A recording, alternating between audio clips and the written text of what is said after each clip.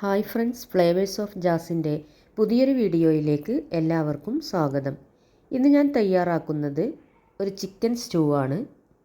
ഇനിയിപ്പോൾ ഇത് തയ്യാറാക്കാൻ വേണ്ടി ഞാൻ സ്റ്റൗവിൽ ഒരു കുക്കർ വെച്ചിട്ടുണ്ട്. ഇനിയിപ്പോൾ മൺപാത്രത്തിൽ വെച്ചാലും മതി. അതിലേക്ക് വെളിച്ചെണ്ണ ഒഴിച്ച് കൊടുത്തതിന് ശേഷം പട്ട, ഗ്രാമ്പു, ഏലക്ക ഇത് മൂന്നും ഇട്ട് കൊടുക്കുന്നുണ്ട്. എന്നിട്ട് ഇതിലേക്ക് സവാള അരിഞ്ഞു വെച്ചതാണ് ചേർത്ത് കൊടുക്കുന്നത്. അതിലേക്ക് പച്ചമുളക് ഇട്ട് കൊടുക്കുക, എരിവിനാവശ്യമായ പച്ചമുളക്. പിന്നെ ദാ ഇഞ്ചി വെളുത്തുള്ളി ക്രഷ് ചെയ്തതാണ് ഇട്ട് കൊടുക്കുന്നത്. ഇനി ഒന്നും കൂടെ മിക്സ് ചെയ്ത് ഒന്ന് വഴറ്റിയെടുക്കണം. ഇനിയിപ്പോൾ ഇതിലേക്ക് ആവശ്യത്തിനുള്ള ഉപ്പ് ചേർത്ത് കൊടുക്കുകയാണ്. പിന്നെ കുറച്ച് കറിവേപ്പില കൂടെ ചേർത്ത് കൊടുക്കുന്നുണ്ട്. എന്നിട്ട് കഴുകി വൃത്തിയാക്കി വെച്ച ചിക്കൻ്റെ കഷ്ണങ്ങൾ ഇട്ട് കൊടുക്കാം. എന്നിട്ട് നന്നായിട്ടൊന്ന് വഴറ്റിയെടുക്കുക. ഇനി ഇതിലേക്ക് ഞാൻ കുറച്ച് തിളച്ച വെള്ളം ഒഴിച്ച് കൊടുക്കുന്നുണ്ട്. എന്നിട്ട് ഇത് അടച്ച് വെച്ചൊന്ന് വേവിച്ചെടുക്കണം. അപ്പോൾ ഇത് വേവുന്ന സമയം കൊണ്ട് ഇതിലേക്ക് 2 ഉരുളക്കിഴങ്ങ് വലിയ കഷ്ണങ്ങളാക്കി നുറുക്കിയെടുക്കണം.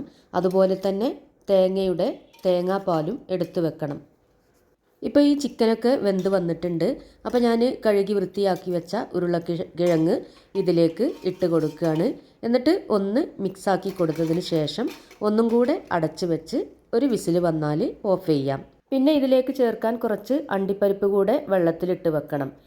ഇപ്പോൾ ഈ ഉരുളക്കിഴങ്ങ് വെന്തതിലേക്ക് ഒരു തക്കാളി വലിയ കഷ്ണങ്ങളാക്കിയിട്ട് നുറുക്കിയെടുത്തത് ഇട്ട് കൊടുക്കാം. എന്നിട്ട് ഇതൊന്ന് മിക്സ് ചെയ്ത് കൊടുക്കണം. ഇനിയിപ്പോൾ ഇതിലേക്ക് നമ്മൾ എടുത്ത് വെച്ച തേങ്ങാപ്പാൽ ചേർത്ത് കൊടുക്കാം.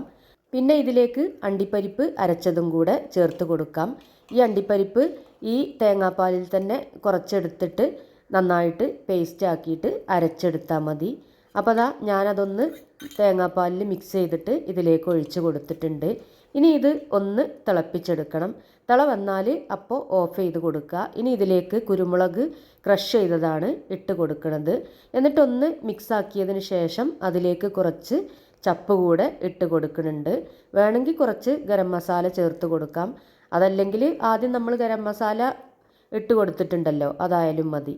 അപ്പോൾ അതാ നല്ല ടേസ്റ്റി ആയിട്ടുള്ള ചിക്കൻ സ്റ്റൂ തയ്യാറായി. അപ്പോൾ ട്രൈ ചെയ്ത് നോക്കിയിട്ടില്ലെങ്കിൽ ട്രൈ ചെയ്ത് നോക്കുക. വീണ്ടും പുതിയൊരു വീഡിയോയുമായിട്ട് ഞാൻ വരാം, ഇൻഷാ അല്ലാഹ്.